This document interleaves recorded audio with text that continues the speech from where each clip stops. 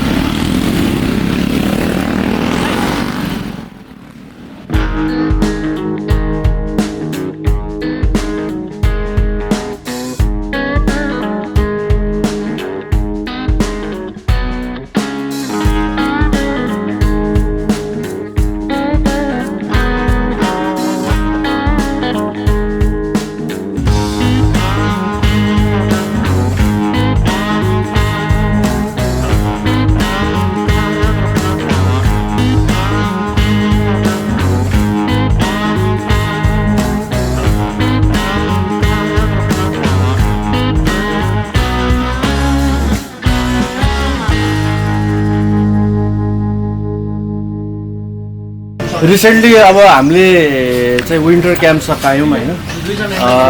सबैजनालाई त्यसको लागि धेरै धेरै नै थ्याङ्क यू कि तपाईँहरू हाम्रो विन्टर क्याम्पमा आउनुभयो र विन्टर क्याम्पको मा जति पनि हामीले चाहिँ बेनिफिटहरू राखेको छ त्यसमा तपाईँहरूले चाहिँ कन्ट्रिब्युसन गर्नुभयो त्यसमा हामीलाई सहयोग गर्नुभयो होइन सपोर्ट गर्नुभयो त्यसको लागि चाहिँ हाम्रो सम्पूर्ण जावा टिमबाट तपाईँहरूलाई धेरै धेरै थ्याङ्क यू भन्न चाहन्छु होइन र आज हामी चाहिँ अब कम्युनिटी प्लस अब कम्युनिटीमा के छ र कम्युनिटीमा कस्तो कस्तो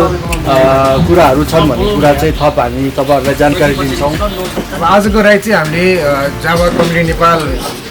स्टार्ट गर्ने भने चाहिँ खास भएको हो मेन कुरा चाहिँ त्यसैको लागि हामी यता ककनी आएका छौँ। त्यो सबैभन्दा पहिला चाहिँ हामी तपाईँहरूलाई हाम्रो एउटा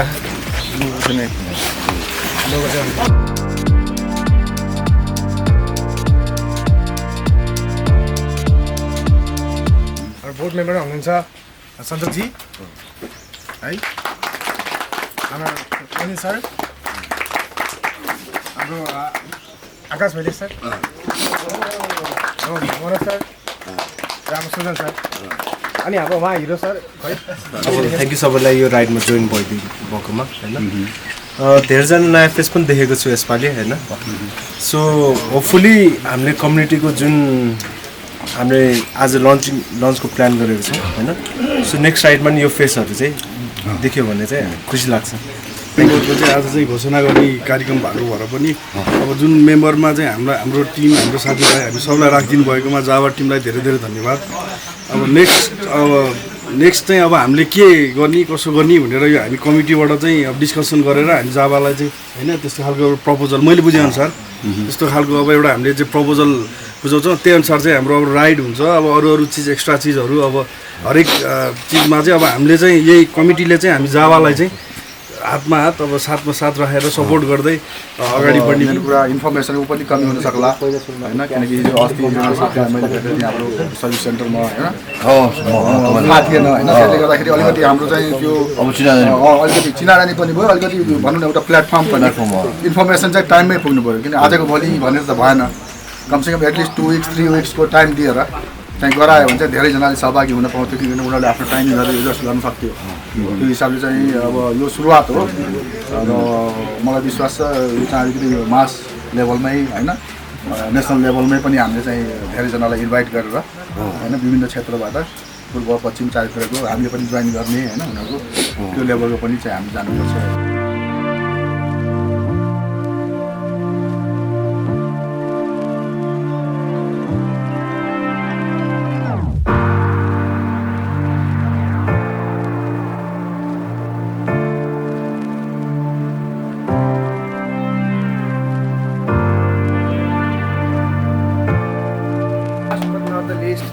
जावाको ल्याभिस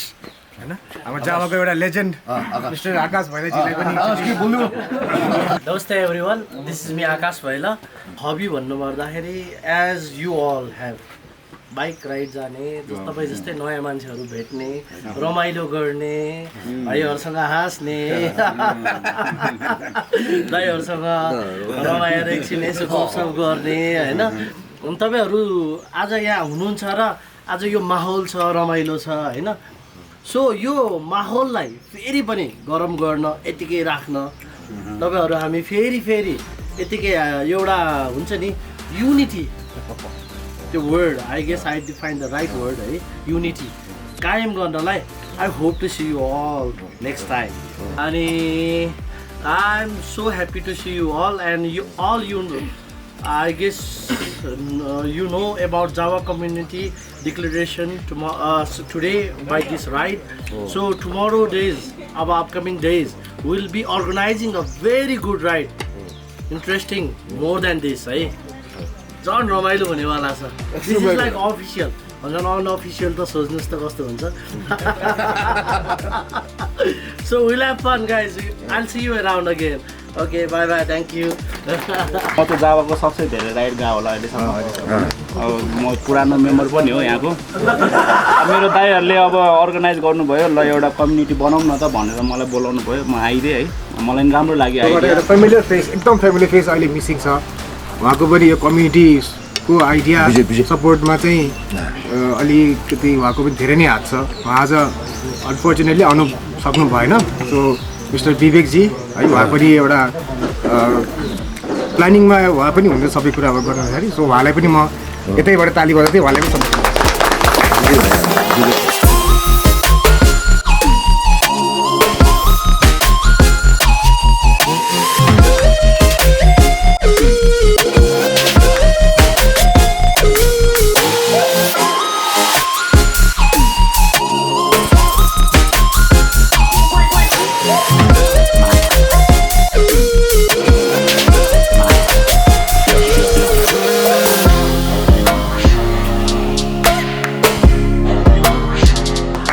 अगाडि आगामी दिनहरूमा पनि कम्युनिटीले चाहिँ धेरै नै प्रगति गरोस् धेरै राइडहरू गरोस् होइन एउटा मेमोरेबल राइडहरू चाहिँ अर्गनाइज गरोस् है त्यसको लागि अहिलेदेखि नै धेरै धेरै कङ्ग्रेचुलेसन सबैलाई र सँगसँगै हरेक राइडमा तपाईँको सर्भिस टिम पनि पछाडि चाहिँ जोडिरहेको नै हुन्छ होइन राइडमा त्यतिकै इम्पोर्टेन्ट हुन्छ सर्भिस टिम हरेक राइडमा सर्भिस टिमले तपाईँको सपोर्ट गर्दै आएको छ राइडलाई पनि तपाईँहरूको अनि मेम्बरहरू थप्दै जाने एडन गर्दै भने अब जस्तो आउट अफ भ्यालीबाट पनि अब डिलरहरू छ उताबाट पनि होइन इन्ट्रेस्टेड क्यान्डिडेटहरूलाई चाहिँ एडन गर्नु पऱ्यो हामीले होइन अनि त्यही अनुसारको ठुलो हुँदै जाने त हो नि अनि आउट अफ भ्याली गर्दाखेरि पनि सजिलो हुन्छ